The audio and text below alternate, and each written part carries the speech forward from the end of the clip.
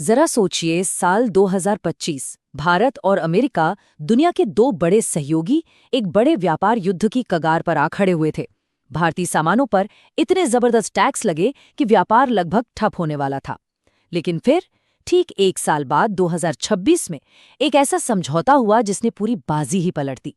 तो चलिए आज इसी ऐतिहासिक कहानी को समझते हैं, इस संकट से समाधान तक के पूरे सफर को। सवाल बहुत बड़ा है। 50% का टैरिफ। आखिर भारत पर इतना बड़ा व्यापारिक हमला हुआ क्यों? ये नौबत आई कैसे? और सबसे बड़ी बात, भारत ने इस जबरदस्त संकट का सामना किया कैसे? चलिए इसी का जवाब ढूंढते हैं। तो कहानी की शुरुआत होती है साल 2025 से। ये आप कह सकते हैं वो दौर था जब दुनिया की दो बड़ी अर्थव्यवस्थाओं के बीच व्यापारिक रिश्ते एक बड़े टकराव की तरफ बढ़ रहे थे। 50%, यही वो एक नंबर था जिसने भारतीय अर्थव्यवस्था में एकदम से हड़कंप मचा दिया था। अमेरिकी सरकार ने भारतीय एक्सपोर्ट्स पर इतना भारी भरकम टैरिफ लगा दिया, मतलब ये उस वक्त किसी भी बड़े ट्रेडिंग पार्टनर पर लगे सबसे ऊंचे टैक्स में से एक था। तो सवाल उठता है, भाई ये 50% का आंकड़ा आया कहाँ से? असल में ये दो अलग अलग टैक्स का जोड़ था।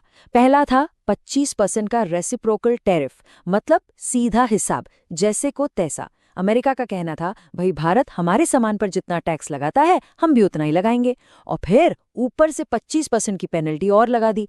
और वो क्यों? क्योंकि भारत रूस से तेल खरीद रहा था। तो इन दोनों को मिला दीजिए, बन गया 50% का ये जबरदस्त टैरिफ। और जानते हैं सबसे हैरान करने वाली बात क्या थी? इसकी स्पीड। मतलब कुछ ही महीनों में देखते ही देखते हालात खराब होते चले गए। 2025 की शुरुआत हुई और अगस्त आते आते बूम, टैरिफ 50% पर पहुंच गया। इस तेज बढ़ोतरी ने तो सचमुच भारतीय एक्सपोर्टर्स की कमर ही तोड़ दी थी। अब जाहिर है भारत चुप तो नहीं बैठने वाला था। जोरदार विरोध किया गया।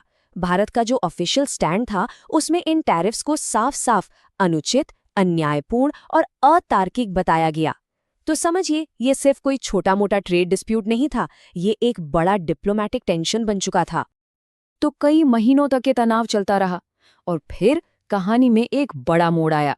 जब सबको लग रहा था कि अरे भाई अब तो हालात और भी बिगड़ने वाले हैं, तभी अचानक एक ऐतिहासिक समझौते ने इस पूरे संकट का हल निकाल दिया। और ये बदलाव कितना बड़ा था, जरा इन दो नंबर्स को देखिए। जो टैरिफ संकट के टाइम पर 50% पर था, वो फरवरी 2026 की डील के बाद धड़ाम से सीधा 18% पर आ गया। ये भारतीय ट्रेड के लिए एक बहुत बहुत बड़ी राहत की सांस थी। तो आखिर इस डील में ऐसा क्या था? चलिए इसके मेन पॉइंट्स देखते हैं। सबसे पहली और सबसे बड़ी बात, टैरिफ 50 से घटकर 18% हो गया। दूसरा, रूस से तेल खरीदने पर जो पेनल्टी लगी थी वो भी पूरी तरह खत्म। हाँ, लेकिन ये कोई वन वे स्ट्रीट नहीं थी। इसके बदले में भारत ने भी अमेरिका से $500 अरब का सामान खरीदने का वादा किया, जैसे एनर्जी, टेक्नोलॉजी प्रोडक्ट्स, और साथ ही कुछ अमेरिकी सामानों पर अपने टैरिफ भी कम किए। लेकिन यहाँ एक बहुत ज़रूरी बात थी, डेयरी जैसे जो भारत के सेंसिटिव सेक्टर हैं, उन्हें इस डील से एकदम सुरक्षित रखा गया। ठीक है, डील तो हो गई, पर अब सबसे बड़ा सवाल, इसका अपनी इकोनॉमी पर, भारतीय अर्थव्यवस्था पर असर क्या हुआ? चलिए अब इस पर बात करते हैं। इसका सबसे पहला और सीधा फायदा किसे मिला? हमारे एक्सपोर्टर्स को। जैसे ही टैरिफ कम हुआ, अमेरिकी मार्केट में हमारे सामान की कीमतें फिर से कॉम्पिटिटिव हो गईं। मतलब उन्हें बिजनेस में एक जबरदस्त बढ़त मिल गई। और ये बढ़त कितनी बड़ी थी, इसका असली अंदाजा तब होता है जब हम अपने कॉम्पिटिटर्स को देखते हैं। देखिए, इस डील के बाद भारत पर टैरिफ था 18%, वहीं वियतनाम पर 20% और चीन पर तो 37%। तो इसका सीधा मतलब क्या हुआ? यही कि अमेरिकी मार्केट में भारतीय सामान अब दूसरों के मुकाबले सस्ता भी था और ज्यादा अट्रैक्टिव भी। लेकिन रुकिए, इस डील के फायदे सिर्फ एक्सपोर्ट तक ही नहीं रुके थे। इसका असर पूरी की पूरी इकोनॉमी पर दिखा। रुपया स्टेबल हुआ, शेयर मार्केट में कॉन्फिडेंस वापस आया, और शायद सबसे बड़ी बात, इस डील ने दुनिया को एक मैसेज दिया कि ग्लोबल सप्लाई चेन में भारत चीन का एक भरोसेमंद ऑल्टरनेटिव है। और इससे क्या हुआ?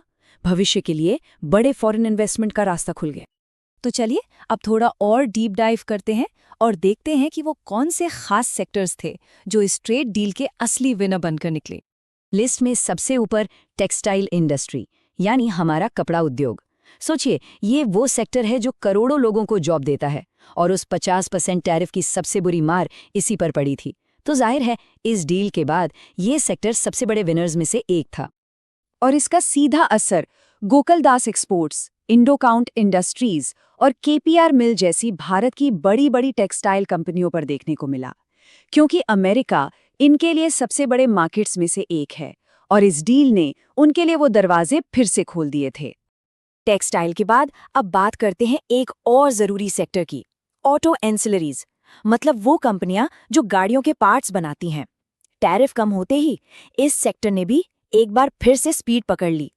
भारत फोर्ज और बालकृष्णा इंडस्ट्रीज जैसी कंपनियां जो पूरी दुनिया में ऑटो पार्ट्स सप्लाई करती हैं, वो इस डील के सबसे बड़े बेनिफिशियरीज में से थीं। क्यों? क्योंकि अमेरिकी मार्केट पर इनकी डिपेंडेंसी बहुत ज्यादा है, तो टैरिफ का हटना इनके लिए एक बहुत बड़ी जीत थी। और आखिर में बात करते हैं केमिकल इंडस्ट्री की।